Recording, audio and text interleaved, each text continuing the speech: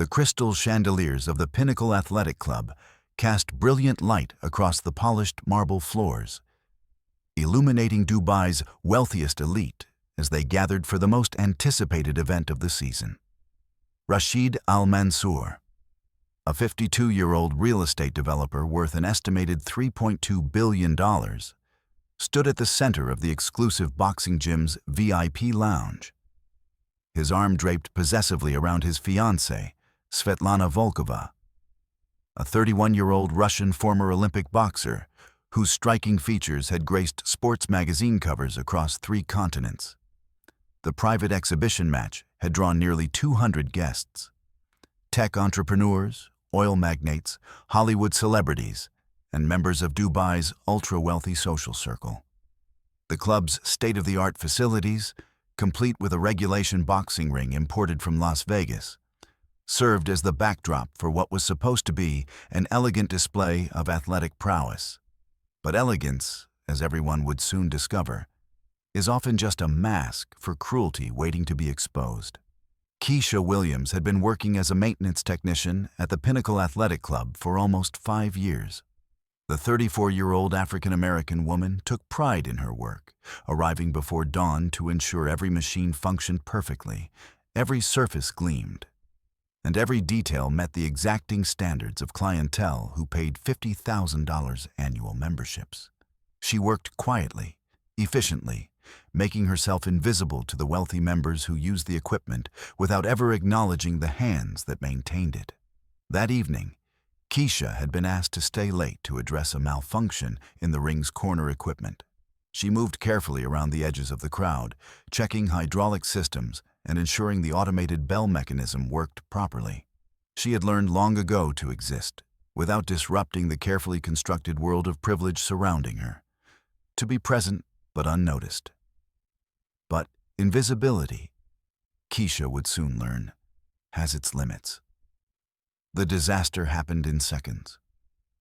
As Keisha reached behind the ring's corner post to adjust a loose cable, her toolbox caught on a decorative fabric banner.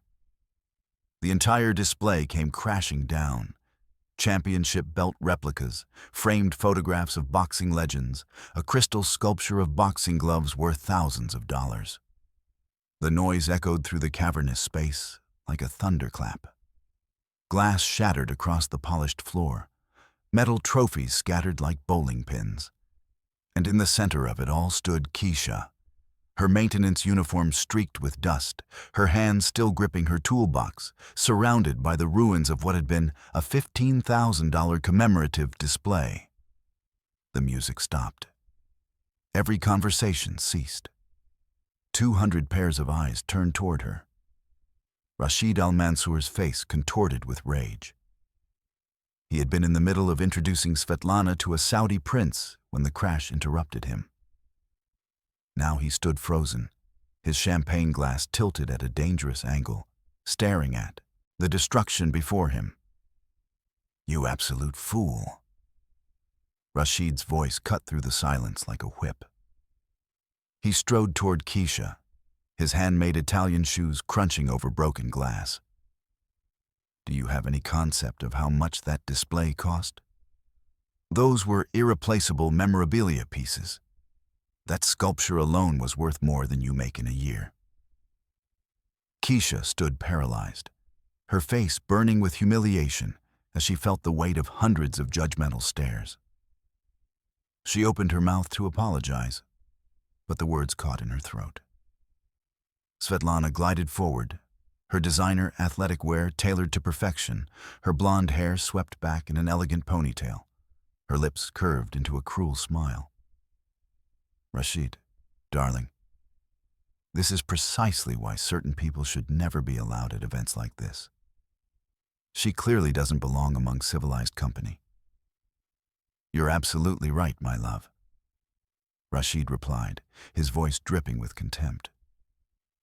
The Emirati businessman had consumed several glasses of expensive cognac throughout the evening, and the alcohol had amplified his natural arrogance to toxic levels. His real estate empire had just closed an $800 million development deal. His fiancée was a former Olympic athlete. he felt utterly invincible. Seeing this black woman groveling among the wreckage only inflated his already considerable ego further. "You're fired," Rashid announced loudly, ensuring everyone could hear. "Security will escort you out immediately, and you can be certain I'll be contacting the management to ensure you never work at a respectable establishment again." Keisha finally found her voice. "Sir, I'm deeply sorry. It was an accident. Please, I need this job." "An accident?" Rashid laughed coldly. "People like you are accidents. You think you can simply walk into our world and pretend you belong? You're a maintenance worker. You work with tools and grease. You have no place among people of refinement and athletic excellence." That's when Rashid noticed the boxing ring dominating the center of the space. The evening's planned exhibition match between Svetlana and a carefully selected opponent had been canceled at the last minute due to the other fighter's visa issues. An idea formed in his alcohol-soaked mind, and a wicked smile spread across his face. "Tell me something," Rashid said, his voice taking on a theatrical quality that drew even more attention. "Can you fight?" Keisha looked at him, confused and humiliated.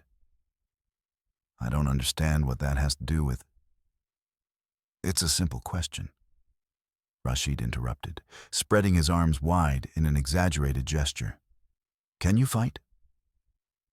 "I don't see how that's relevant, sir."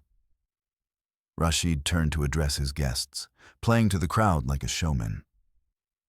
"Ladies and gentlemen, I have a proposition that I think you'll find entertaining." He paused for dramatic effect. "If this woman, this maintenance worker who can't even walk through a room without destroying everything, if she can last 3 rounds in the ring with my beautiful, talented, Olympic-trained fiancé, I will cancel my engagement and marry her instead." The lounge erupted in laughter.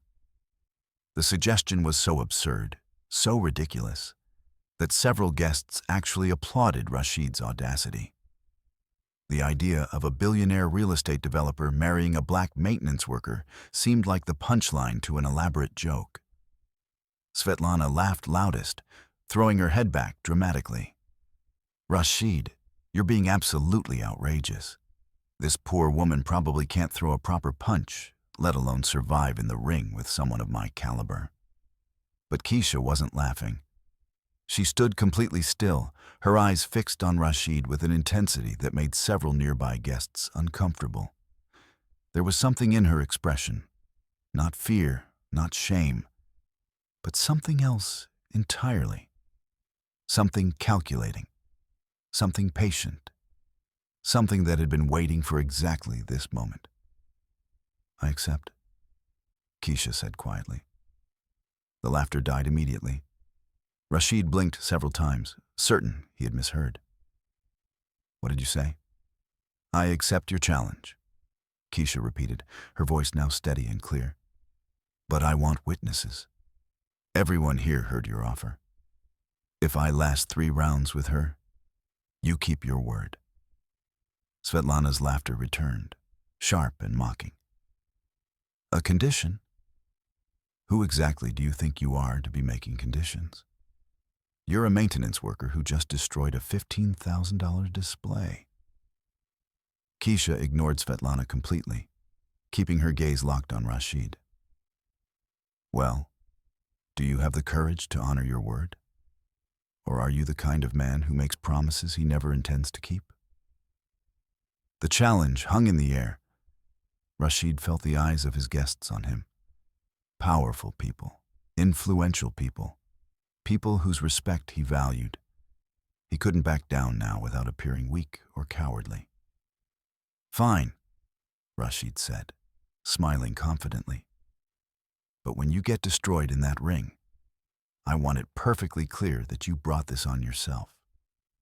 You'll leave here tonight with nothing. No job, no dignity, no future." What Rashid couldn't possibly know was that the seemingly humble maintenance worker standing before him carried secrets that would shatter his entire world.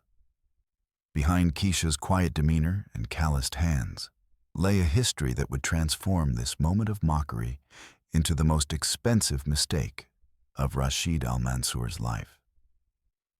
The guests murmured among themselves, pulling out their phones to record what they assumed would be an amusing spectacle. The club's athletic director, confused but following orders, began preparing the ring.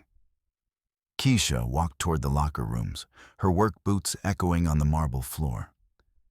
20 minutes later, she emerged wearing borrowed gym clothes, simple black shorts and a gray tank top, and training gloves someone had grudgingly provided. She looked utterly out of place compared to Svetlana, who had changed into designer athletic wear that probably cost more than Keisha's monthly rent. Svetlana entered the ring first, moving with practiced confidence, shadowboxing to warm up. She had competed in 2 Olympics, winning a bronze medal in the light welterweight division. Her movements were sharp, precise, and intimidating. She performed several combinations, her gloves moving in rapid blurs, drawing appreciative applause from the male guests. Then Keisha climbed into the ring. She stood completely still for several long seconds, her breathing slow and measured, her eyes closed. The guests watched with anticipation and barely concealed mockery, expecting an embarrassing mismatch. The bell rang. Something extraordinary happened in those first 30 seconds. Keisha's transformation was immediate and complete. She moved with a fluid economy of motion that seemed impossible for someone who supposedly had no training. Her footwork was impeccable. Small, efficient steps that kept her balanced and mobile. Her guard was textbook perfect, hands high, elbows tucked, chin down. Svetlana came forward aggressively, throwing a crisp jab-cross combination meant to establish dominance early. Keisha slipped both punches with minimal movement, her head shifting just enough to let the gloves pass harmlessly by. The ease of her defensive movement made several former fighters in the audience sit up straighter. Svetlana pressed forward, throwing hooks and uppercuts, trying to overwhelm this presumed amateur with superior technique and power. But Keisha wasn't there. She moved like water, flowing around punches, using subtle angles to make Svetlana miss by inches. And she wasn't just defending. Every few exchanges, Keisha would counter with quick, snapping jabs that found their mark, not power punches, but accuracy shots that landed clean on Svetlana's headgear. The crowd fell silent except for the sound of gloves and feet on canvas. Guests who had been recording with amused smirks now watched with growing fascination. This wasn't the one-sided beatdown they expected. By the end of round 1, Svetlana was breathing hard, her face flushed with exertion and embarrassment. Keisha returned to her corner barely winded, her expression focused and serene. Round 2 was even more dominant. Keisha began to impose her will, walking Svetlana down, cutting off the ring with expert footwork, landing combinations that showcased ring generalship. A double jab followed by a right hand to the body. A left hook that made Svetlana stumble. Movement, counters, angles. All the hallmarks of someone who had spent serious time studying the sweet science. Several guests were now shouting encouragement, not for Svetlana, but for Keisha. The underdog story was too compelling to resist. Rashid stood frozen at ringside, his face pale, his earlier confidence evaporating with each passing second. Round 3 was a masterclass. Keisha controlled the pace completely, moving forward behind a stiff jab, landing clean power shots. Svetlana, exhausted and demoralized, could barely mount an offense. With 30 seconds left, Keisha landed a perfect 3-punch combination that sent Svetlana stumbling into the ropes. The referee could have stopped it. But Keisha stepped back, lowering her hands, letting the round expire.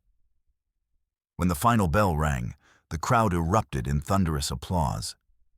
Guests rose to their feet, shouting and cheering. Videos were already being posted to social media. Svetlana sat in her corner, head down, refusing to look at anyone. Rashid remained motionless, unable to process what he had witnessed. That's impossible, Rashid stammered. You're just a maintenance worker. Where did you learn to fight like that? At that moment, Keisha's phone rang. She glanced at the screen and smiled before answering. Yes, Mr. Patterson, she said calmly, stepping out of the ring. Did you manage to get the documentation we discussed? When Keisha ended the call and turned back, her entire demeanor had changed. The submissive maintenance worker was gone, replaced by someone who carried herself with quiet authority. Where did I learn to fight? Keisha repeated, her voice strong and clear. I learned at Gleason's gym in Brooklyn. I trained there for 8 years under Ray Martinez, one of the best trainers in the business. I turned pro at 23. My record was 18 wins, 2 losses before I retired. Whispers rippled through the crowd. That's a lie, Svetlana interjected sharply. If you're some professional fighter, why are you working as a maintenance technician? An excellent question, Keisha replied, reaching into her bag. She pulled out a faded newspaper clipping. Because 7 years ago, my entire career was destroyed by false accusations of assault at a Las Vegas casino. I lost everything, my ranking, my sponsorships, my reputation. All because a wealthy businessman decided his son's violent behavior needed a convenient scapegoat. Rashid felt ice forming in his stomach. The casino was called the Desert Diamond. Keisha continued. And the man who orchestrated my downfall, who bribed witnesses to claim I started a fight when I was defending myself from his drunk, violent son, who paid off casino security to delete surveillance footage, who destroyed my professional boxing career to protect his family's reputation. That man owned several properties in Dubai. That man did business with real estate developers throughout the Gulf region. Rashid's face drained of color. The Desert Diamond. He remembered that situation. You're making this up, Rashid said, his voice losing confidence. This is some kind of con. Am I? Keisha's smile was cold and sharp. Then perhaps you don't remember the black female boxer who was accused of assaulting Tariq El-Mansour, your nephew, at a Vegas casino in 2017. The same boxer who was arrested despite having defensive wounds. The same boxer whose career was destroyed while your nephew walked free despite a history of violence against women. The silence was suffocating. Rashid's hands trembled visibly. I don't know what you're talking about, Rashid managed to say. But everyone could see he was lying. You don't remember? Keisha laughed without humor. Because I have a recording of your phone conversation with the casino's head of security, Marcus Chen, where you explicitly agreed to frame me for your nephew's assault. Would you like to hear it? Rashid's world tilted. He understood now that he wasn't dealing with a simple maintenance worker. He was dealing with someone who had planned this with meticulous precision, someone who had waited 7 long years for this exact moment. You're bluffing, Rashid tried, his voice cracking. Keisha pulled out a small digital recording device. Want to test that theory? She pressed play, and Rashid's voice, slightly younger, but unmistakably his, echoed through the space. Marcus, listen carefully. My nephew made a mistake, yes, but I cannot allow this to damage our family's standing. The boxer, she's young, black, not from a prominent family. No one will question it if the evidence points to her being the aggressor. Delete the surveillance footage showing Tariq throwing the first punch. Get statements from bartenders saying she was drunk and belligerent. I'll wire $75,000 to your offshore account by tomorrow morning. The reaction was immediate. Several people gasped. Others whispered urgently. Svetlana's hand flew to her mouth. Multiple phones were recording, videos already uploading to social media. This is fabricated, Rashid shouted desperately. Digital technology can fake anything. Perhaps, Keisha agreed calmly. But what about these? She held up a USB drive. Bank transfer records. Email correspondence between you and Marcus Chen spanning 4 months. Text messages. Witness statements from casino employees who were threatened with termination if they told the truth. 7 years of evidence I've painstakingly collected. And there's more, said a deep voice from the entrance. A distinguished black man in his 60s, wearing an impeccably tailored suit, walked in, accompanied by 2 individuals with Department of Justice credentials visible. Who the hell are you? Rashid demanded weakly. James Patterson. I'm Miss Williams' attorney, and a former federal prosecutor specializing in international fraud and corruption. It's interesting how investigations into one crime often uncover so many others. Rashid staggered backward. My attorney, I need to call my attorney. You'll have that opportunity, Mr. Patterson said. But first, everyone should understand the full scope of what's been happening. After you destroyed Miss Williams' career 7 years ago, she needed work, any work, to survive. Through remarkable fortune, she found employment at this very club, where you hold a platinum membership and conduct regular business meetings. A club where you felt comfortable discussing matters that might interest various international law enforcement agencies. Rashid's face went gray. No, that's not.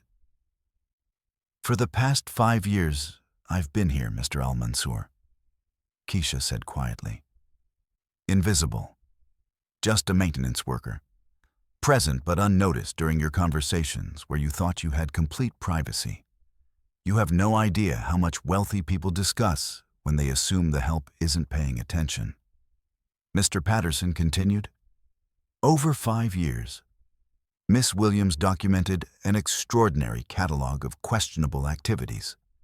Real estate deals involving funds from suspicious sources. Development projects requiring bribes to local officials in multiple countries. Money transfers to offshore accounts designed to avoid tax obligations in 3 jurisdictions. This is persecution, Rashid shouted hysterically. You can't prove any of this.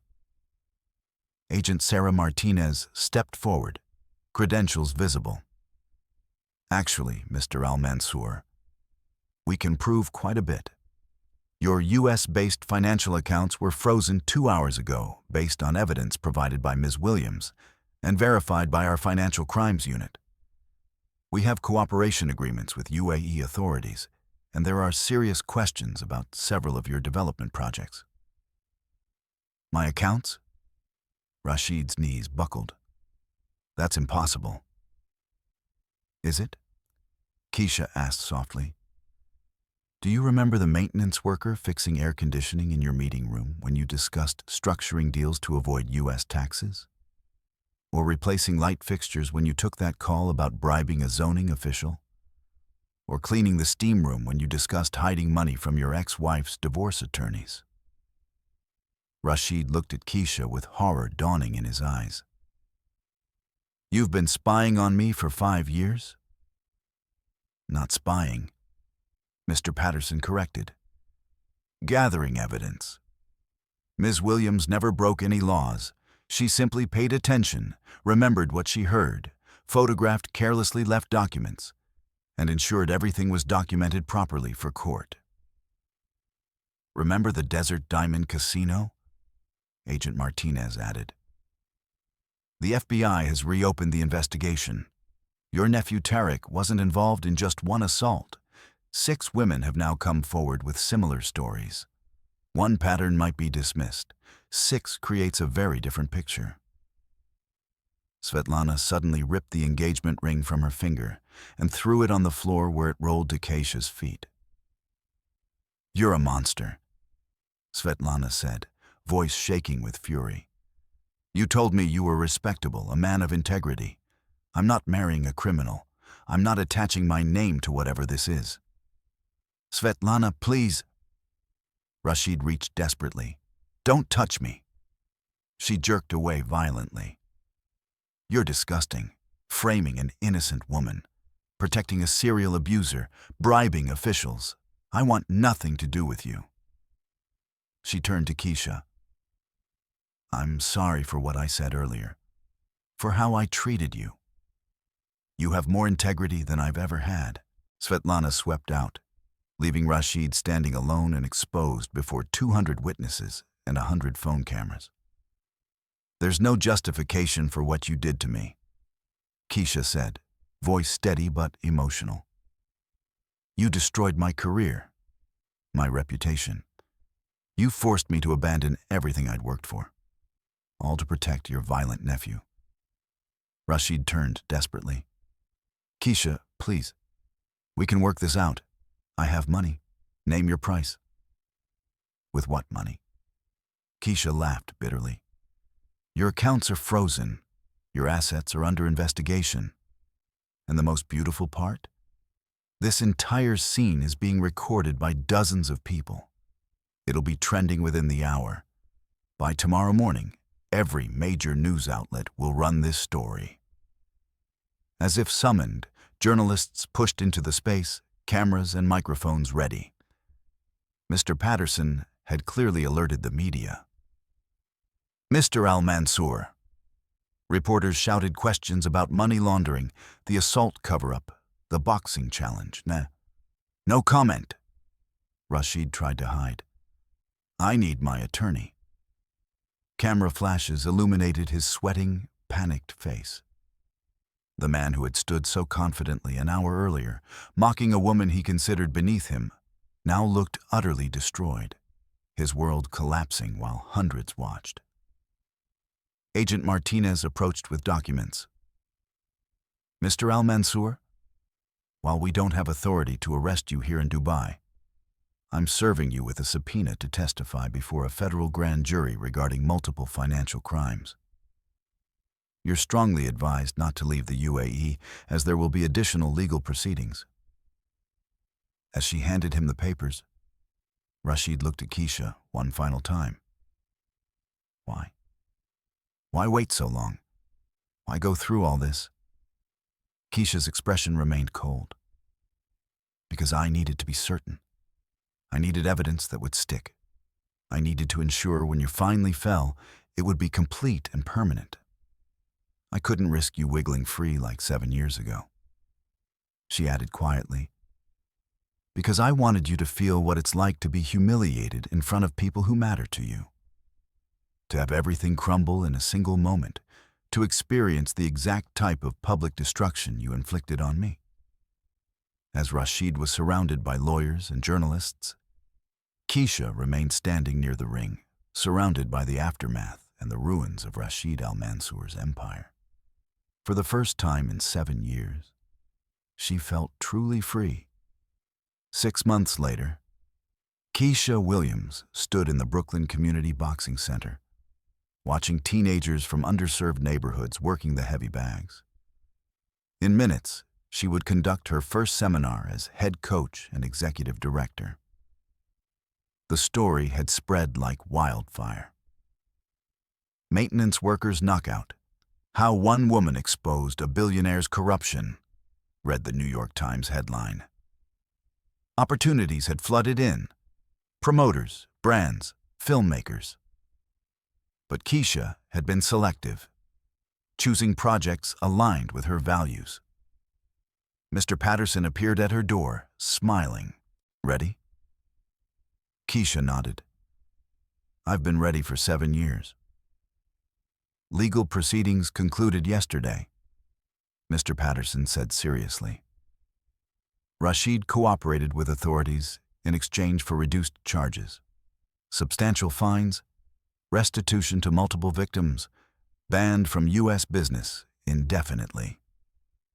His nephew Tariq took a plea deal, 5 years supervised probation and mandatory counseling for all 6 assault cases. And the other women he hurt? They received settlements.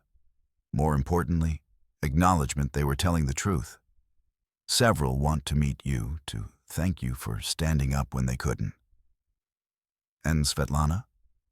Mr. Patterson chuckled. Sports Illustrated interview last month. She said, being publicly humiliated at my exhibition match was the wake-up call I needed. Keisha Williams showed me what real strength looks like. She's volunteered to help coach here. Ironic considering what she called me. People's perspectives change when they see who has true character, Mr. Patterson observed. This arrived today. He handed her an envelope. Keisha opened it, tears welling. It's from Ray Martinez, my old trainer.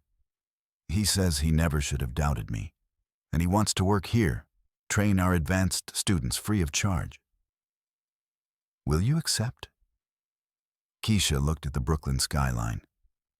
Absolutely.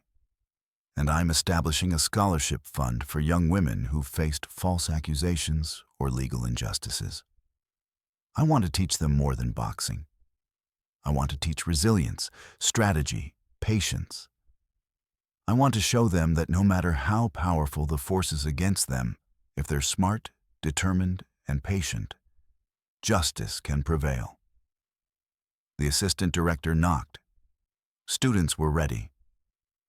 As Keisha walked toward the training area, Mr. Patterson called after her. Keisha, during those 7 years gathering evidence, waiting, did you ever feel hatred toward Rashid? Keisha considered carefully.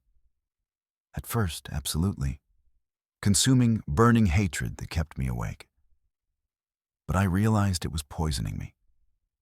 So I transformed it. I turned hatred into determination, strategy, purpose. I used it as fuel instead of letting it become my prison. And now? Now I feel something closer to pity. He had every advantage, wealth, education, opportunities, connections, and chose to use it all to hurt people and protect abusers. He didn't just destroy his reputation. He enabled his nephew to hurt 6 women. Tariq might have gotten help if Rashid had let him face consequences. Instead, Rashid enabled the violence until it ruined multiple lives. Time to go. Keisha took a deep breath and headed to the training area. Mr. Patterson called one more time. You know the most powerful part of this story? She looked back. What's that? You didn't become like him. You had every justification to be cruel, vindictive, to ruin his life like he ruined yours. But you didn't. You simply revealed the truth. You let his own actions destroy him. That takes more strength than revenge ever could. Keisha smiled genuinely. That's because I learned something important, Mr. Patterson. The best revenge isn't destroying your enemies. It's becoming so successful, so fulfilled, so genuinely happy that what they did becomes irrelevant.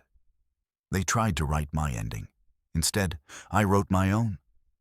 She walked into the training area to enthusiastic applause, ready to show the world that a maintenance worker who had been mocked and humiliated had emerged as a champion of resilience, strategy, and unbreakable spirit. 3 months later, Aisha Kalsi, during a community event, an ESPN reporter asked, Miss Williams, what advice would you give to people who faced similar injustices? Keisha thought carefully. Don't let bitterness consume you. That's what they want. Instead, use your pain as fuel to become stronger, smarter, better. Document everything. Be patient. Build your case methodically. And most importantly, never let them steal your joy or your purpose. Another reporter asked, if you could speak to Rashid Al-Mansour today, what would you say? Keisha paused. I would say thank you. Because in trying to break me, you forced me to discover strengths I never knew I possessed. You thought you were destroying my future. Instead, you pushed me toward my true purpose. You took 7 years from me, but you gave me a lifetime of meaning. You tried to bury me, but you didn't realize you were planting a seed. As cameras recorded, Keisha looked at the young boxers behind her. Black kids, Latino kids, Asian kids, poor kids with talent and dreams, but no access to quality training. They practiced combinations, faces intense with concentration and bright with joy. She had turned her greatest defeat into the sweetest victory. Rashid Al-Mansour had tried to erase Keisha Williams from the boxing world. Instead, he had created someone even more powerful, a woman who understood that true strength isn't about never falling down. It's about getting back up, strategizing carefully, and building something so meaningful that the people who tried to destroy you become footnotes in your success story. In the end, character always defeats corruption. And those who wait for the right moment to strike back can achieve victories that seem impossible to those who act rashly.